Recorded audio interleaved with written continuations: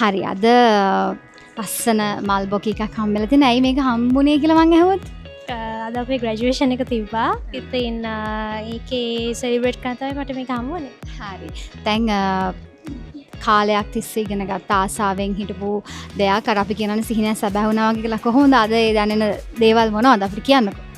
ඇත්තටම ගොඩක් සතුටුයි. ඉතින් ගොඩක් මහන්සි වෙලා මේක ගත්තෙත් යුනිවර්සිටි එකට ගොඩාක් හෙල්ප් කරා අපිට ලෙක්චරර්ස්ත් ඒ වගේම හෙල්ප් කරා. ඉතින් ඒ හැමෝගෙම සපෝට් එකත් එක්ක අද ඉතින් අපි මේ අචීව්මන්ට් එක ගත්තා. මොකක්ද ඩිග්‍රී එක? Electronics and telecommunication engineering. මේ ඩිග්‍රී එක ඇයි ඔයා තෝරගත්තේ? ඇත්තටම මම ආසයි මේ ෆීල්ඩ් එකට. ඒක නිසා තමයි ඇත්තටම චූස් කරේ.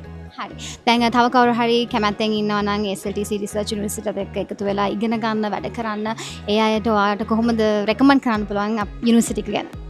ඇත්තටම රෙකමන්ඩ් කරන්න පුළුවන්. ලෙක්චරර්ස් ගොඩාක් සපෝටිව් හොඳ පැනල් එකක් අපිට ඉන්නවා. ඉතින් බය නැතුව එන්න කියලා තමයි මම කියන්නේ. අපි ඔයාලට විශ් කරනවා good luck. thank you අපිත් එක්ක කතා කරන්න.